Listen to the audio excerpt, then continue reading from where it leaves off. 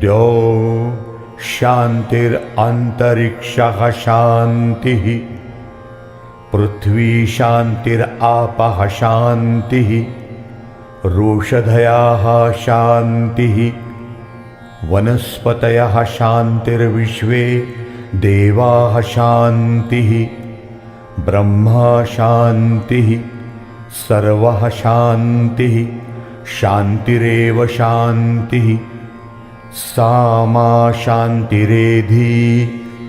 ॐ शान्तिः शान्तिः शान्तिः।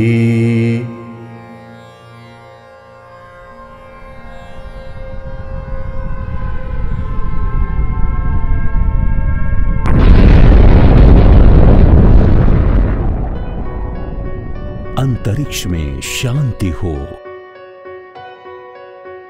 आकाश में शांति हो,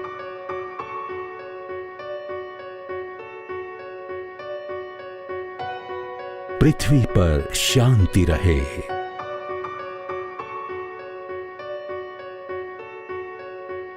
सारा जल शांत रहे। सारी सृष्टि शांत रहे। समस्त जीव सृष्टि शांति पाए।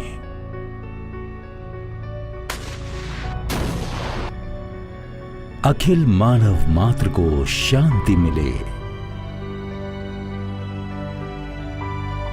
शांति, चिरंतन प्रेम व शांति का साम्राज्य रहे।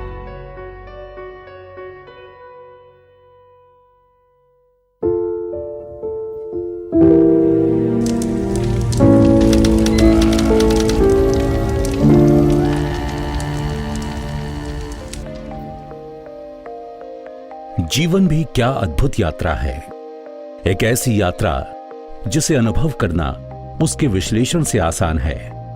पिछले कई शतकों से इस विश्व ने हमें जो अनोखी भेंट दी है उसे समझने का प्रयास हम कर रहे हैं। इस प्रशस्त विशाल विश्व में हमारी एक खास सुंदर जगह है जिसे हम घर कहते हैं, जिस पे हमारा वास है। वो ग्रह चित्ताकर्षक, आश्चर्यजनक एवं लुभावना है। यहाँ विविध प्राणी एवं जीवों का वास है जो हमारी तरह हमारे साथ जीवित रहने का अनुभव लेते हैं। पहले हमारा जन्म होता है, फिर हम युवा और सुदृढ़ बनते हैं, उसके पश्चात बूढ़े होकर मर जाते हैं। हम सभी अपने अलग जीवन जीते हुए कभी न कभी सोचते हैं कि क्या इस सब का कोई अर्थ है। तत्वज्ञों से लेकर कलाकारों तक और रहस्यवादियों से लेकर वैज्ञानिकों तक हर एक ने इस जीवन सृष्टि तथा उसमें समाविष्ट सभी चीजों के गूढ़ रहस्यों को सुलझाने का प्रयास किया है। हम अपने बहुरूपदर्शी अनुभवों को परिभाषित करना चाहते हैं। हम जीवित हैं इस भावना के सार को शब्दांकित करना या चित्रांकित करना चाहते हैं। जब हम पहली बार आंख खोलते हैं और ये विश्व हमारे लिए सत्य बन जाता है, तब से लेकर आखिरी दम यानी जब हम शून्य में विलीन हो जाते हैं, इन दो घड़ियों के बीच का हमारा सारा सफर ऐसा प्रतीत होता है मानो कोई यादृच्छिक स्वप्न हो जिस पर हमारा कोई नियंत्रण नहीं।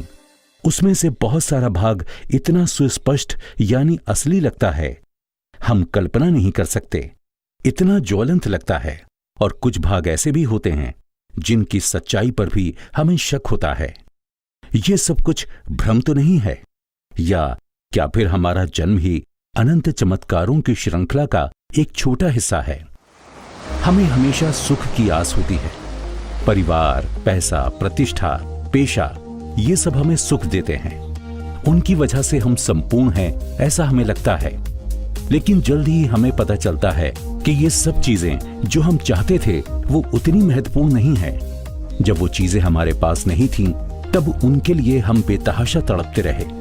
परंतु अब जब वो हमारे पास हैं, तो हमारे लिए उनकी कीमत कम हो जाती है। अब तक हम नए नगण्य भौतिक सुख साधनों की खोज में जुट गए होते हैं। समाज की आम अपेक्षाओं पे खरा उतरने की चाह से हम हर रोज जिंदगी के इसी सामान्य चक्कर से गुजरते हैं। हम सब सही, ठीक है, इस कल्पना का भ्रम निराश ना हो, इस डर से समाज की स्वाभाविक तथा आम की व्याख्या पर कभी सवाल नहीं उठाते। अपने अंतरात्मा की सुख की जो चाह है वो हमें अलग अलग अनुभव लेने के लिए प्रेरित करती है।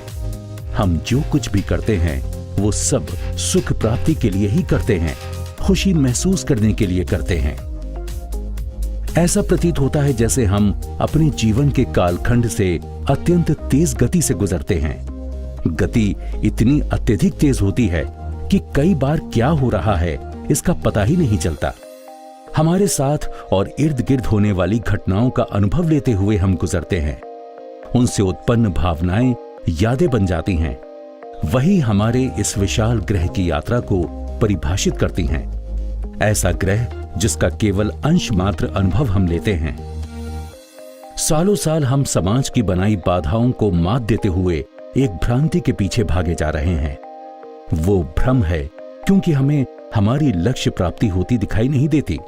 एक पपी की तरह अपनी ही पूंछ को जीवन की सही मंजिल समझकर उसके पीछे दौड़े जा रहे हैं। वो एक लत है। हर एक मोड़ पर दुख, दर्द, निराशा एवं तनाव को अनुभव करते हुए हम इस फेरे से गुजरते हैं क्योंकि हम मृगजल का पीछा कर रहे हैं। पीढ़ियों से मानव की चाह रही है कि जिंदगी में जीने के लिए कुछ ऊंचा लक्ष्य होना चाहिए और वो केवल स्वतः के लिए होता है, ऐसा नहीं है। सृष्टि के संदर्भ में स्वतः के अस्तित्व पहचानने की अतृप्त जिज्ञासा, ऐसा भी उसे कह सकते हैं। हमें चाहत की लत है। जो है उसमें समाधान मानने की बजाय हमें और ज्यादा चाहने का व्यसन है। हर दिन जीवन बदलता है किंतु जो नहीं बदलता, जो नित्य है, वो है ये ज्यादा चाहने की जरूरत। क्योंकि हमें लगता है कि कोई चीज पाने से हम खुश होंगे, संपूर्ण महसूस करेंगे। अर्थात हमारी जरूरतें समय के अनुसार बदलती हैं। एक बालक जो चीज चाहेगा वो एक युवा की चाह से अलग होगी। एक परिपक्व, प्रौढ़ की और अभी नया स्वतंत्र जीवन शुरू किए हुए व्यक्ति की जरूरतें एक जैसी नहीं होंगी। लगता है झूठे आश्वासन देकर हमारी सोच को इस भूल भुलैया में जाने के लिए अनुकूलित किया गया है। हमें बताया गया कि इस प्रहसन के अंत में हमें पुरस्कार प्राप्त होगा।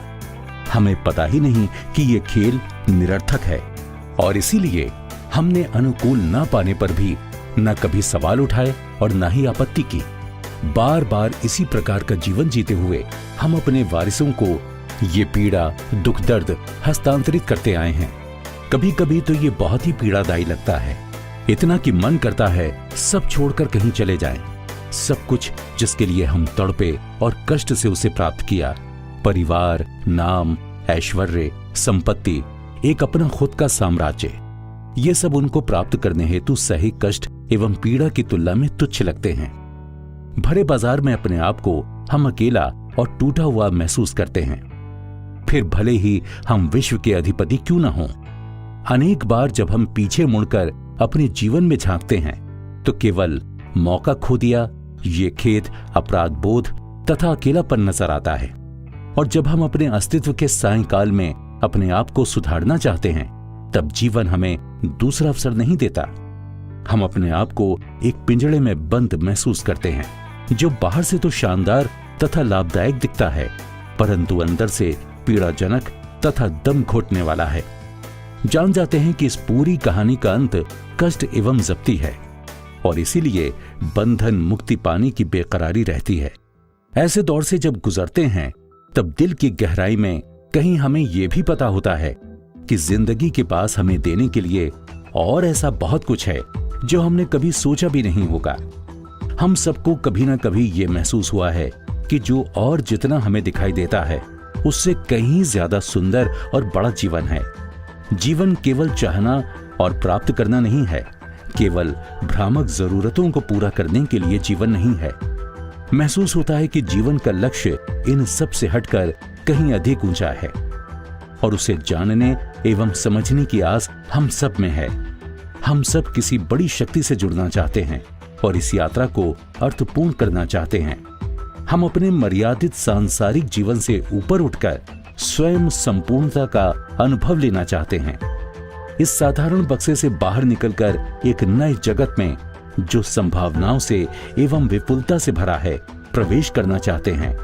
समन्वय द्वारा इस विश्व के साथ एक रूप होना चाहते हैं। सही अर्थ से शांति का लाभ चाहते हैं। हम अधिक गहरे सवाल पूछना चाहते हैं। जीवन का अर्थ क्या है? समय के साथ लुप्त ना हो ऐसा कौन सा सुख है? हम वाकई कौन हैं और यहाँ क्या कर रहे हैं? और जिसे हम यहाँ कहते हैं वो असल में कौन सी जगह है? ये विश्व क्या है और कहां से आया? जीवन की सही इति कर्तव्यता क्या है और इसे कैसे पूरा किया जा सकता है? इस प्रवास का अंत क्या है? हम स्थिति को जानना चाहते हैं और उस पर काबू पाना चाहते हैं। हम ऐसे ही सामान्य आमचर्या को अपनाना नहीं चाहते। अपनी स्वतः की संभावनाएं निर्माण करना चाहते हैं। हम स्वयं अपनी नियति को निर्देशित कर सकते हैं। इस बात का अनुभव लेना चाहते हैं। सच्चा सुख चाहते हैं। जीने का विशुद्ध आनंद लेना चाहते हैं। अनुकूलन की जंजीरें जो हमें आगे जाने से रोकती हैं एवं सांसारिक चीजों में बद्ध कर देती हैं, उन्हें तोड़कर सच्ची स्वतंत्रता को अनुभव करना चाहते हैं। सही मतलब से मुक्त होना है अंतिम सत्य, सार्वभौमिक सत्य। इस ग्रह पर दूसरी जाति के जीव प्राणियों को देखिए। वो भी हमारे हमसफर हैं, परंतु जिस प्रकार जीवन बिताने के लिए उन्हें बनाया गया उस प्रकार के जीने में वो संतुष्ट हैं। दूसरी ओर हम हैं जो हमेशा असंतुष्ट रहते हैं। हर घड़ी हमें और ज्यादा की चाह लगी रहती है। सभी चीजों का अर्थ जानने की तथा जो कुछ हो रहा है उसका मकसद जानने की चाह। आपको कभी ऐसा लगा है कि बस अब इस मर्यादित जीवन से बाहर आकर सही मुक्त जीवन का आनंद उठाएं? हम सब ये चाहते हैं, परंतु इसे कैसे प्राप्त किया जाए ये नहीं जानते। फिर एक दिन हमारी मुलाकात एक ऐसे व्यक्ति से होती है जिसने मुक्त जीवन अनुभव किया है। उसे हमारी तरह बंधनों को तोड़कर प्रश्नों के उत्तर पाने का अवसर मिला था। एक ऐसा व्यक्ति जिसने आम रास्तों से हटकर दूसरे एक जीवन मार्ग को अपनाया और शाश्वत आनंद एवं संपूर्णता को प्राप्त किया। एक सही चिरस्थायी जीवन, एक अर्थपूर्ण मकसद भरा जीवन। मुझे ऐसे ही एक व्यक्ति से मिलने का सौभाग्य प्राप्त हुआ। उन्होंने मुझे एक मार्ग बताया जो घोर अज्ञान से संपूर्ण ज्ञान की ओर ले जाता है। उन्होंने ये अवगत कराया कि जिंदगी में गहरा अर्थ और मकसद ढूंढने की मुझ में जो लालसा है वो मेरी ही आत्मा की पुकार की बदौलत है। भौतिक जगत में रहकर मेरा शरीर और मन खुश रह सकते हैं, परंतु जीवात्मा को आध्यात्मिक जगत की आस होती है। उसे बाह्य भौतिक जगत में सांत्वना प्राप्त नहीं होती। वो अंदर गहराई तक जाना चाहता है। सूक्ष्म जगत में आत्मा के अणु रेणु में जाना चाहता है। परम सद्गुरु का संबंध प्राचीन गुरु परंपरा से है। ये गुरु परंपरा कई शतकों से उनके शिष्यों को मुक्ति के गूढ़ पथ पर मार्गदर्शन करती रही है। भारत के छोटे गांव में मठ के एक छोटे से कमरे में बैठकर उन्होंने जीवन और सृष्टि के रहस्यों को सुलझाया। उन्होंने कहा कि शाश्वत सुख एवं स्व साक्षात्कार के इस संदेश को दुनिया भर में पहुंचाने का समय अब आ चुका है। जगत को अपने स्वल्प अस्तित्व से बाहर निकलकर प्रकाशमान होने का समय आया है। ये प्रकाश युग है। अगले कुछ सप्ताहों में इस सीरीज के द्वारा हम उनके सुखी जीवन की कल्पना को तथा उनके विश्व शांति के पथ को समझने का प्रयास करेंगे।